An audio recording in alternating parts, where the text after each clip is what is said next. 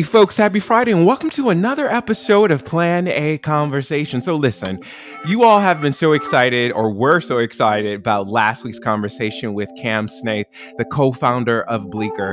When I tell you just the number of people who felt seen, acknowledged, and heard through that conversation, through your emails, through your DMs, and just the level of connectivity that he was able to bring, and speaking on how people who are historically marginalized, namely talent, need to have better representation, need to have better accountability for people in all seats of the stakeholder conversation, but also need to have a sense of healing as well. And he shared his heartfelt conversation. So I really hope that that was beneficial to you all. And special thank you to Cam Snaith again for really coming through and sharing so much of himself in that conversation.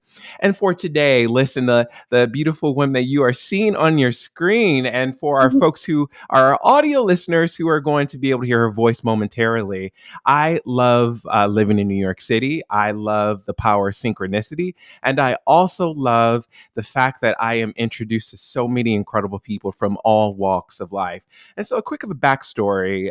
As you all know, I believe it was in season 4 or 5, we had the inimitable Susan Miller, a famed astrologer, on the podcast, and we quickly became friends afterwards. And so Susan and I have so many wonderful conversations and so many different topics that we talk about. And she sent me a message and said, "You have to speak to Joey Lorraine. She is incredible." And so here we are right now. I'm introducing the also incredible Joey Lorraine. Welcome to the show, Joey. Hi, thank you for having me. It's great to be here. Yeah, it's great to have you here. And so, Joey, just for our listeners to sort of level set the conversation, what is the work that you do in the world? What are the things that get you out of bed and just charge you to create? That's a good question. I've always prided myself on being a creative person, whether it be through Mm. dance, which has been my passion since I was 5 years old, or maybe even four, since I can't remember, to acting, theater, onto film, writing, photography, the flute. I also play the flute. I play jazz flute just on my own Mm. as a meditation of sorts. So creativity has always been kind of in my blood. But now I think as I'm approaching midlife, I'm ready to expand that and find ways that I can share my passion for creativity and inspire others to do the same and to hopefully give them an opportunity to do the same on a larger scale. Yeah, I love that. Expand creativity is such a powerful reference. Was there anything in your particular life that just led you to this moment of wanting to It's, expand your it's funny that you creativity? mentioned that because I'm an only child and I don't really think about being an only child that often. It's not like, I wake up every day and I'm like, oh, wow, I'm an only child. I'm special, I'm different or whatever. But now that I do think Right. back on it, I was very blessed to have parents that were encouraging and inspiring and just taught. Both of my parents were, by the way, Pisces. I am definitely they're both Pisces. Mm. Pisces is the sign of kind of the dreamer sign, like you can do anything if you dream it type of thing. And my parents were like that. Ah, okay. I never really thought that Mm. I couldn't be who I wanted to be or couldn't do what I wanted to do. It was just a matter of kind of setting out the vision and going for it. And so that's how I was raised. Mm. I didn't really know anything else. So my parents put me Wow. into ballet classes when I was 5, and then I was involved in younger generation players, which is kind of like a glee. I would think that, yeah, that's how I would describe it. Back in those days, it was a glee where I did musical theater. I couldn't sing very well, but it was just, yeah, it was just any kind of creative outlet. I took private flute lessons. And to me, that lifestyle was kind of normal, and it wasn't until I think I, Mm. I got older that I realized, wow, not everybody was so blessed to grow up in that kind of environment. And even as an adult, when quote unquote real life kicked in a little bit, having been in New York City for a long while now, I realized that not everybody has been so blessed to have been raised that way and to have that kind of outlook on life. And I think that's what's kept me going. Y- In New York City, it is expensive. Mm. It's not an easy city to live in. It is competitive, all of those things. But yeah, I just feel like something has just been ingrained in me so deeply that, I can still be who I want to be and do what I want to do, no matter how old I am or what I'm surrounded by. It's possible, and I definitely have to thank both of my parents for that. Yeah, it's possible. And I love that you spoke to your family lineage, just the roots that you have, and how literally what's been taught to you is something that you've been able to carry throughout your life. For a lot of people who are listening to this podcast, we have folks who are a little bit more analytical, who need to see the quantitative numbers in front of them, who did not have that upbringing. And you just so eloquently spoke to that. What would you say to someone who is at a precipice moment in their life where they want to unlock that creativity, but they just don't know where to start? And also, they don't know how to not judge themselves for not having that experience. I really do feel like it is a spiritual kind of awakening kind of thing. And this goes Hmm. into my belief in metaphysics. As you know, I'm definitely into astrology. That's just a tool. It's not for everybody, but I almost feel like once you start kind of like in a spiritual sense, I have to say I'm a Christian, that the idea is that if you are open enough, God will come to you. It's not, you don't necessarily have to, like, Hmm. God is always looking after you, ready to give you a message. But it's up to you or Hmm. us to be open enough to be able to hear the call and to listen.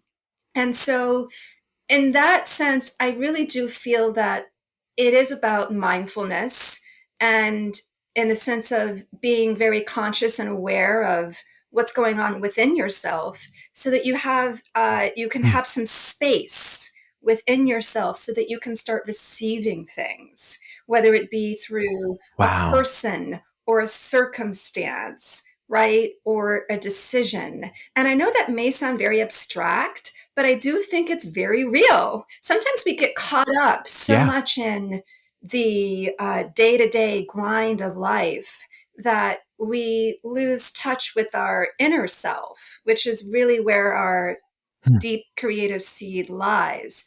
So I guess I would say, yeah, once maybe, you consciously kind of say, okay, I'm going to open myself up internally. World, what do you have to bring to me today? And if you're quiet enough and Yeah. open enough and conscious enough, you just might you might actually notice something. I think there's so many opportunities via people and circumstances that may come across us right in front of us, and we don't even realize that there are opportunities. I know that's happened to me so many times before. Yeah, I love that. And what I heard you say, especially in terms of that first step, is allowing yourself to be open.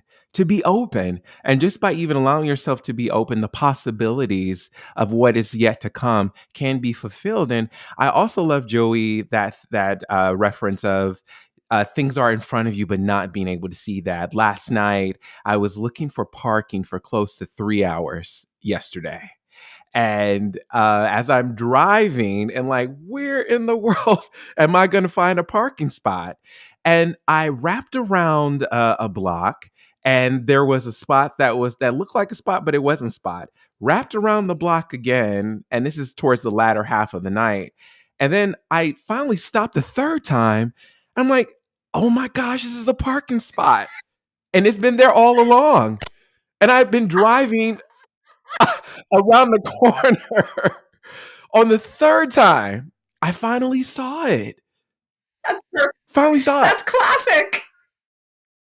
right? Yes. But here it was. I remember saying to myself that third time as I was approaching this same corner, please allow me to see.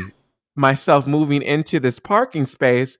And then to your point, the universe, God, intention, intuition, it's been there all along. I love that.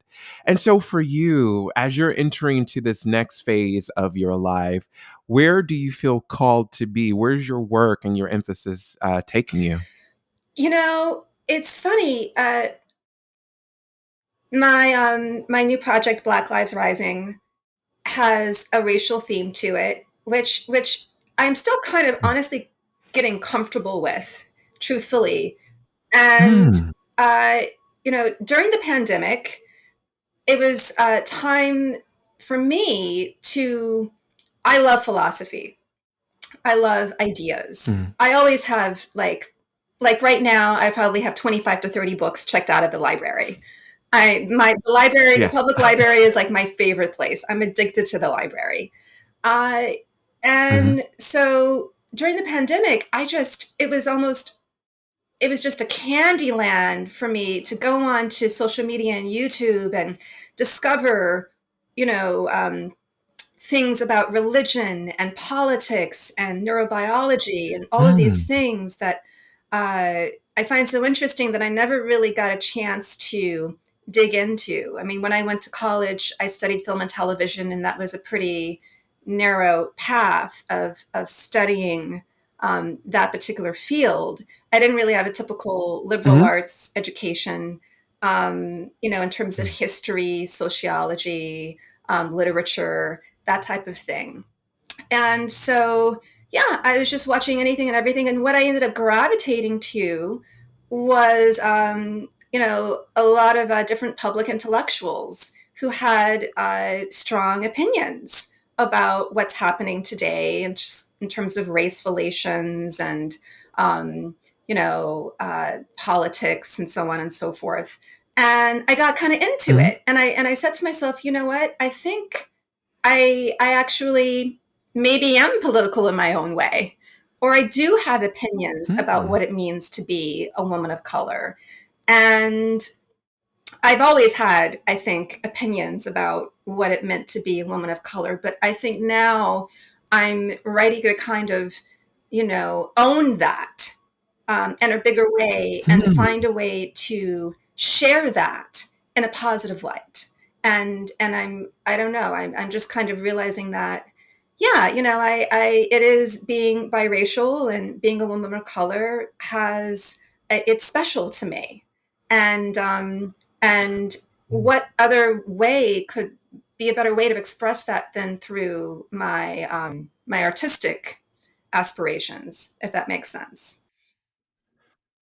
It does. It's a beautiful juxtaposition of what I think so many people are trying to figure out is how do I combine the spiritual, the artistic with what's happening on earth right now, what's happening in the stratosphere of the calling of the hour, which is a lot of racial unrest, a lot of racial reckoning and sort of rediscovery. And so, share with our audience in particular, what is Black Lives Rising? What is that for you, and how did you create So, this? Black Lives Rising is a virtual dance film festival that focuses on the diversity of the Black experience and gives artists an opportunity to present an original, authentic message about the Black experience. And so, Hmm. the way that it was just kind of I had been applying for grants on and off for quite a while now. Some you get, some you don't. And, that's another thing the pandemic gave me an opportunity is just to focus a little bit more on, applying for grants. And so I did receive a Hmm. grant from the Lower Manhattan Cultural Center. And I decided, okay, I want to do a dance film festival. I have done small dance film projects for quite a while now, going on like 10 years, projects here and there. And I am just in this Mhm. transition of making that really the centerfold of my career trajectory. And I said to myself, I want to do something that is special because I know that this is probably not going to be like an easy thing. I don't consider myself um, a leader, so to speak, in the sense I'm a movement specialist. I drive a tonic and Hmm. Pilates instructor as well as a freelance dancer for quite a while now. And so I knew I was going to be stepping into new territory as a festival director. And I just wanted Hmm. to challenge myself, and I wanted just to, I don't know, go for it, so to speak. I wanted to like really hone in and go for what I really wanted, because I knew that, it's so competitive, and I knew that this opportunity was really valuable and I wanted to maximize it. So I thought to myself, I'm like, okay, well, how can I, make this into something that is really unique to me and special to me, and it's going to put my stamp on Hmm. it. And and I thought about it, and I'm like, okay, it just kind of came together with everything that I'd been taking in through YouTube, different conversations and whatnot. I'd been watching a lot of commentary on the Black Lives Matter movement, and just said, you know what, I'm going to take Hmm. a risk and I'm going to go in this direction, and focus on the Black experience. There's a lot of richness there, so that's what I decided to do, and I'm happy. I'm happy I did it. I have to say it hasn't been the easiest thing, because I honestly, I have gotten a little pushback here and there, but I think that that's also a healthy thing. Yeah, and so I want to talk a little bit about that pushback because I think it's really important for our audience to know what that experience has been for you. But before that, you dropped a couple of gems that are so incredibly rich to, in particular, this audience. A lot of times when people are trying to figure out their calling, they're trying to figure out purpose. We're always looking externally. And audience, I want you to get this from Joey. And one thing she just said was she focused in on what was important and interesting for her right now where she was. And that led her to create, Joe, if that's correct, to create this experience. And so many times I get the question of, what is the next right step? It's what are you maybe passionate about doing right now? The path then kinds of unfold. Would you agree with that? Absolutely. You have to really be in touch Yeah. with where you are at emotionally, spiritually, psychologically, because there's so much richness. Everybody Mm, has a story. Everybody is going through things in their that's lives. There's right. always something to, work with, of substance, I think. Yeah, of substance. And circling back to the level of difficulty in terms of the pushback, help our audience understand what that experience is like for you. Well, I'm never one to talk about race openly. That's not Hmm. me. I'm not a political Yeah. person. That's not me. I'm not an Uh-huh. activist. That's not me either. And so I feel as though Hmm. people are kind of like that thought they knew me or do know me are a little surprised. Are a little surprised, rightfully so. My mother, who's African American, was from the South, and I think that her focus was, as a Black woman or a woman of color, you she was very into education. For her, that was the answer. That was definitely the Hmm. number one answer. Like, get a good education, work hard, get a good job, and that's the way that you succeed. Um, and so my point is that my point in saying that is that I I I I didn't grow up with, but she did have a lot of pride in her culture, though.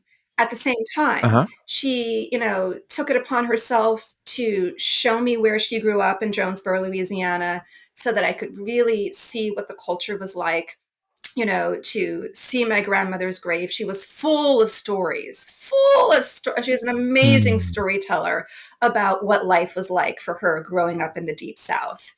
And so, I had that as well. I had that kind of balance, but I never really grew up thinking like, okay, because I'm a woman of color, like I have to work harder, or I'm going to be discriminated against, or, I have to, be an activist and really, put myself out there to represent. That just wasn't part of, my my upbringing. And so Mhm. now I'm kind of figuring out that piece on my own, if that makes sense. Like how to Yes. Huh? own my racial identity, Mm. myself. And so I think a little bit of pushback, for example, I just had a conversation with my second grade teacher, and she's my favorite Mhm. teacher, Mrs. Lujan. I love her to death. And I said, yeah, I'm doing this campaign and I'm raising money and it's really hard and etc. And I told her about what it's about, and she's like, well, why? You can actually. Why don't you widen the scope? You don't necessarily have to call it Black Lives Rising, right? And Mm. and I listened, and I said, well, yeah, I hear you. Um, watch the video so that you understand where this is coming from. And Yes. yeah, and then I kind of knew it's like, okay, I'm on the right track, because that's kind of what it's about. Like, it's okay to say, like, Black lives, you know what I mean? It's okay to have Black Yes. lives rising, or whatever, as long as you can connect that back into a real, authentic experience with positive intention, if that makes sense. But I know some people are going to It does. understand it. They're going to listen, and it's going to kind of Mhm. like they're automatically going to have this kind of, reaction, so to speak.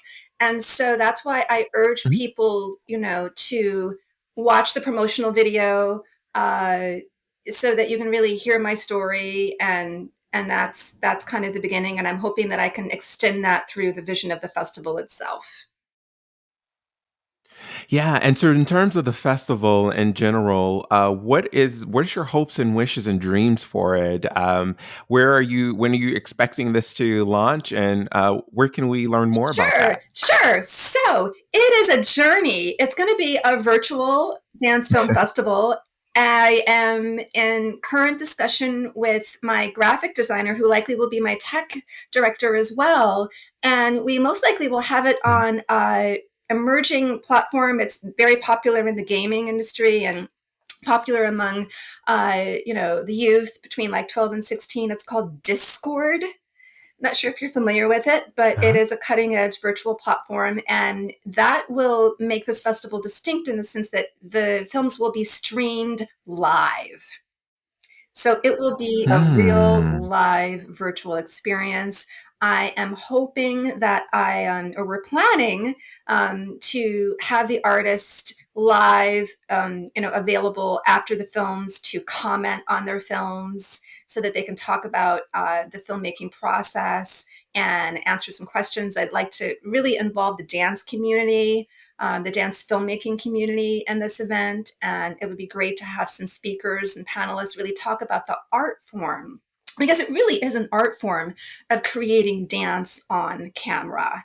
So I'm really excited Mhm. to get, the dance filmmaking community on board with this event on this cutting edge platform, and also to curate a festival that really allows films that normally wouldn't get seen, maybe because they just don't have a place that for them that fits right within the dance Right. filmmaking Yeah. landscape, but yet have something really special and authentic to offer in terms of the message that they portray. From what I've heard from other dance film uh, festival directors, that there are films out there like that waiting for to be showcased. And so I'm really Yeah. excited I to bet. to create a curated program that really speaks to this vision of Black identity. Yeah, in all different shapes, sizes, and forms and ways. So Yeah, and it's not a monolithic culture. It's not a monolithic experience, and I think that's what I'm hearing you say is like at the heart of this dance festival. yes, absolutely. Absolutely. I come Yeah. from Bear Valley. I'm a Valley girl. And I'm kind of almost embarrassed to say this, but it wasn't until I got to New York City that I realized that not all Black people were African American or Black American, that there are people from Jamaica and Trinidad and the Caribbean and Haitian, and that they're part of the Black. I didn't, so I come to think, it's like, how did I not know that? But I didn't, and that just goes to say that the Black experience is very, very rich and diverse. And to extend to that, I also wanted to make it clear that and I say this in my promotional video, that an artist doesn't necessarily have to be Black or a person of color to have an interesting message to portray about the Black experience. And that's also what I'm really interested in too, Mm. is kind of, I don't know, opening, just going beyond the boundaries of what we may normally think of the Black experience being. Yeah. And Joey, for you, I imagine the audience is probably very curious. You spoke about coming to New York City and having this sort of newer understanding of Black culture and also yourself in that. Where do you say what do you say to people who are afraid to say these things out loud in terms of, hey, I'll be honest, I really don't know much about, Black culture. I'll be honest, I really don't know much about my roots. And like, what do you say to people who are just so afraid to publicly share that and they happen to be Black? Oh, you really hit me on that at the, they happen to be, that was me. Me. Yeah, That was me. That's yeah, my story. right. It's a difficult place to be. From, I'm speaking from experience. Hmm. Yeah, it's a Right. difficult place to be. I would say the first thing is to have the courage. The courage. I think that's the magic word. The courage to be honest and not to feel Mm, pressured at all, and having right. to believe or think anything.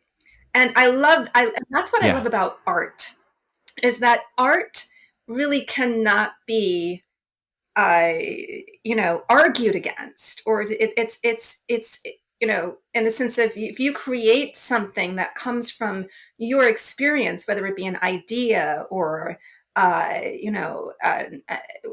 or a theme or an experience that you had, no one can discount that. No one can discount your personal experience. If you know, go walking down the street and, and I don't know, and a bird just gets stuck in a tree, and you have this, like, and you want to talk about it and write a poem about it. No one can say to you, "Oh, that didn't happen," or "Why?" It's your personal experience. And so I think maybe I would Mm, suggest then that, and not everybody, how can I say, find a way. You can use art. You can use artistic expression to kind of get a little bit closer to how you really feel about your racial identity, yeah. right? Whether it be through writing, journaling, whether it be through painting, whether it be through dance or Mhm. music. And it doesn't, you don't have to be a professional artist. It's not about that. It's about getting into the core of Right. something that you may not feel comfortable articulating, and finding the right way to articulate it for you. Yeah, Yes. Yeah, I love that. I think so many times that people feel it's just a lack of education and not being educated on Black issues, but it's also a lack of experience and having diverse experiences.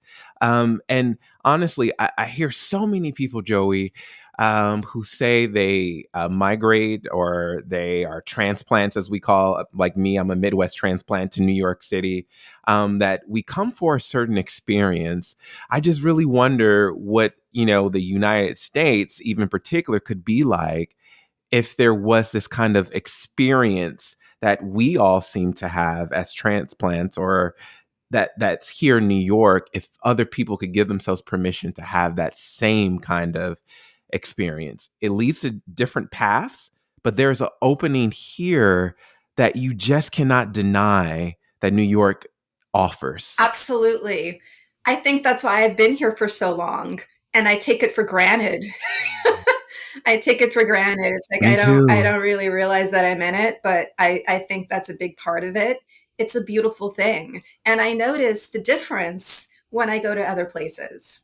So yeah. Yeah. Yeah, I love that. And Joey, a couple of things before we let you go. First, are you accepting artist submissions? We have a lot of artists that I know listen to the podcast. And secondly, where can we go to fund? Do you hear me, folks? Audience, we need to support Joey in funding her efforts. Because is this one of the first ever in New York City that you've heard of that kind of film festival like this? Yes, yes. It's normally dance film festivals, to my knowledge, are based off of region, right, where they are. I know that, yeah, they're kind of under the umbrella of dance on camera, and then after that, it's just a mixture of everything. And I do have to admit that it is getting more and more diverse. But this Mm, is the first dance film festival, to my knowledge, that particularly focuses on cultural identity theme. Yeah. And in this case, mm. being, the Okay. diversity of the Black experience. So it is one of a kind in that sense. Yeah. Okay. And are you accepting artist I am. submissions? So Are you here's the full? deal. Here's the deal. I am accepting submissions. Submissions will be open until November 30th. And I am looking for short films in particular. So that means that if you're inspired by the theme and you don't have a film, that's okay. You can create a film. You can create a 2 minute to 3 minute to 5 minute film that has a powerful message. I mean, I've been impacted by many short films in the short format, so to speak, right? So I want to Hmm. encourage people not to to know that it's completely okay. In fact, I am looking for shorter projects, actually. So anywhere from 2 minutes to 10 minutes, that really speak to the artist's personal experience and to a message, something that really drives to the core of what Blackness means to them. And so, yeah, and to do your best in creating something that maximizes the art of dance on camera, which is such a beautiful and powerful art form, to Hmm. relay, a theme, a story, an idea, a poem. The sky's the limit, right? Any style of Yeah. dance, hip street dance, improvisation, ballet, tap, your own movement style doesn't matter, right? That's very, very open. And yeah, yeah, I'm really encouraging people to kind of stretch their creative muscles. And so, yeah, that's it. The You can submit via the website, which is www. I mean, so many websites in my mind now. blrdancefilmfest.com. I hope I have that right. BLR, Black Lives Rising dancefilmfest.com is where you can submit. And in terms of fundraising, yes, we are at a very critical juncture right now in our Seed and Spark campaign. We're in the middle, we're right in that mid phase of the campaign. So we have 2 weeks left. It's a 30-day Yeah. campaign. And we're so close to reaching 50% of our goal. So I have been working Uh, nonstop with my team to raise these funds uh, so that the festival can be presented in the way that I would like it to be presented. And so, if you're interested in supporting us, I would be so grateful. Every contribution matters and adds up. We are on Seed and Spark, and the site is Black Lives Rising Campaign. So you can make your donation there. All right, listen, folks. Of course, as you know, for those who might have missed it, or if you're walking, if you're doing an exercise routine, I'll have all of this information in the show notes. Joey, I want to say thank you so much, not for just coming on this podcast and speaking to our audience and community, but thank you for the work that you are doing. You're inspiring us to know at any point in the juncture of our lives and our career, you can create, you can evolve, you can decide to do something that you've never done before. And I think so many people are looking for examples like you to give us permission to try something different, to stand up and speak to something that we may have been experiencing for the first time. It's never, ever, ever too late. We just need to have the ability in knowing that we can do something today. Absolutely. Absolutely. You got to be willing to step out of your comfort zone, take a risk. You might get bruised around a little bit, and that's okay. That's how we learn and we grow. Yeah, for sure. All right. And so, listen, Joey, one more time, give us those web addresses for where we can support you in terms of fundraising. Where can we do that? Yes. So you can make your contribution directly to our Seed and Spark campaign. It's www.blacklivesrisingcampaign.com. And we are halfway through the campaign. So we have 2 weeks left. And so it's a very critical juncture. We want to really hit our goal where the goal is 10,000. We're almost halfway there. And so we're at that tipping point, and I'd love for the support to keep flowing in so that we can get over that 50% hump and then speed right along to the finish line of the campaign with a $10,000 hit. So yeah. All right, listen, we want to support Joey in speeding right along to that finish line. Of course, as you all know, listeners and viewers, I'll have all of Joey's information at the base of the show notes. You can learn more about me by visiting clayswilliams.com. And I'm on all of your favorite social media by the handle of @PlanA with Clay. That's @PlanA with Clay. Remember, folks, that Clay's with a K. Thanks for listening. I look forward to seeing you in our very next episode of Plan A Conversations. Peace, folks.